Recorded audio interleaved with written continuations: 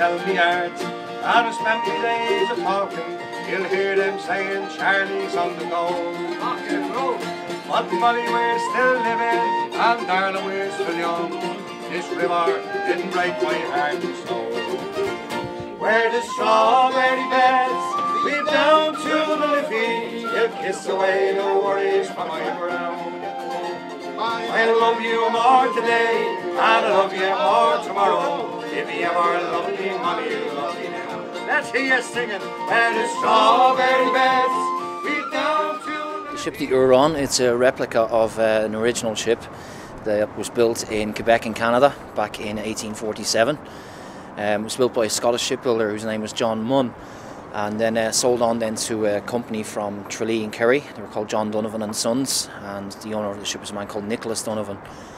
And from then on, the Jeanie Johnston made 16 emigrant voyages across the Atlantic to Quebec. So we can say on average about 200 people on each voyage. So all in all, over 2,500 emigrants. We can say that between 1845 and 1850 that about 1 million people would have ended up in America and 250,000 in Canada. And close to 1 million people had actually died from starvation or disease. It made its maiden voyage in April in 1848. Each voyage back then, emigrants taking between 40 and 50 days. To think of the conditions that people would have been on. We talk of coffin ships during the famine. 1847 became known as the year of the coffin ships alone. And the amazing thing about the ship is that not one life was ever lost on board.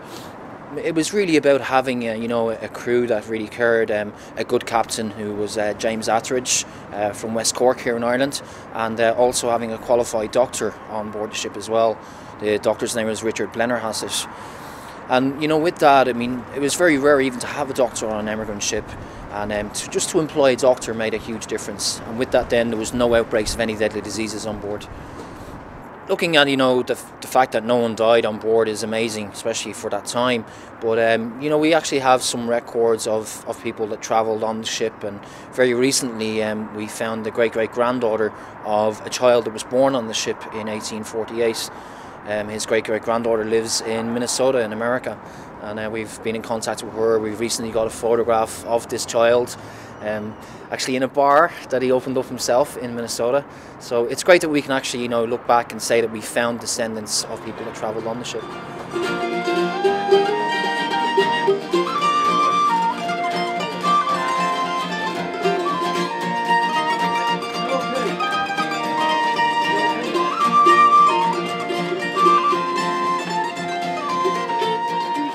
The ship we're standing on here today was built between 1998 and 2002, and it itself was built in Tralee, and in 2005 it was purchased by the Dubs, by the Dublins Docklands Development Authority, and remains here to this day.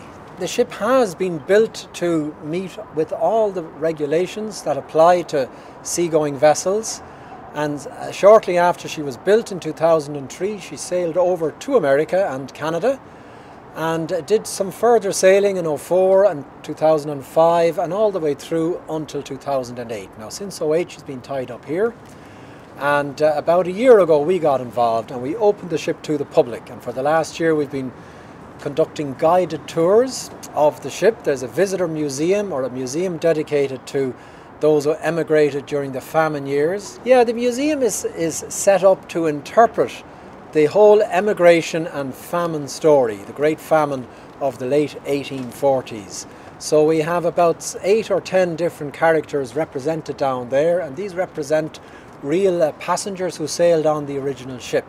And we have a bit of the history of those passengers researched, and we can relate to the visitors exactly what happened to them.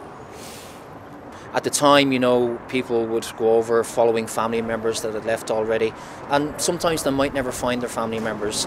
And we can actually, represent those people down below in the museum, to say that advertisements may be placed in newspapers. And like, for example, there was one advertisement that was placed by a woman called Ellen Mahoney, who had travelled 3 years after her husband left in 1850. And unfortunately, it was never found out if they were reunited or not. But different stories, but we can back every story up with a good one to say that we have found descendants of some people. And I have had people from America or Canada that have been on a tour with me, and to say that they actually had their ancestors travelled on the original ship. Are a part of what was Dublin in the railroad time. Ring-a-ring-a-rosy, as the lights decline, I remember Dublin City in the railroad time. A boat like this represents a living part of our maritime heritage as a nation, and I think it's very important. It's a part of our heritage that has possibly been neglected to a certain degree, and having a ship like this that's a fully rigged sailing ship in working order is an extremely important part of our heritage. And indeed we would be planning to get the ship back sailing again next year in 2012, particularly with the tall ships coming here to Dublin in August. Well, this is a one of a kind, this boat, so this is hugely important for Irish tall ship sailing, because there's no other tall ship in Ireland sailing around, and we have the Tall Ships Festival next year, so we'd like to have this representing Ireland. So that's, to me, hugely important. So first of all, it's a big wooden ship, so it's a lot of work. If anyone owns a boat it's a wooden boat, a lot of work goes into it. So at the moment, if you were to walk around the boat, you can see we've stripped back a lot of the varnish. We've started to redo the woodwork on it and get it to a manageable position. The rigging as well, we're looking at replacing that, and it's an ongoing maintenance on board the boat. So we're a boating company. We have about 3 or 4 boats around the country, and we have 2 boats on the river itself. So I actually drive a river boat up and down the river. That's my full-time job. And when we come to the winter time, like now, it's so dark and cold, we do most of our maintenance work. So at the moment we're dry docking the riverboat, which is the spirit of the Docklands. We run tours all the time, and at the moment we're working on this boat as well. So it's ongoing, and there's lots and lots of work, so I'll never run out of work to do. A lot of people kind of lost touch with the River Liffey, so what we're trying to do is get people back to see the river, to see the Docklands, to let people know that the River Liffey isn't dirty anymore. It's quite a clean river, and the wildlife is returning, so that's a testament to what's going on in the river. We see seals every day on the River Liffey. Salmon have been back for the last 2-3 years. In fact, we had them jumping beside the window on a couple of our tours this year, so people who thought the river wasn't healthy seeing salmon jump out in the middle of the city centre. It's amazing.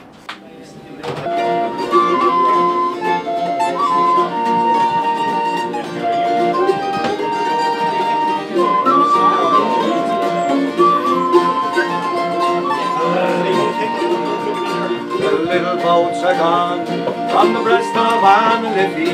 The ferryman, he's standing on the quay.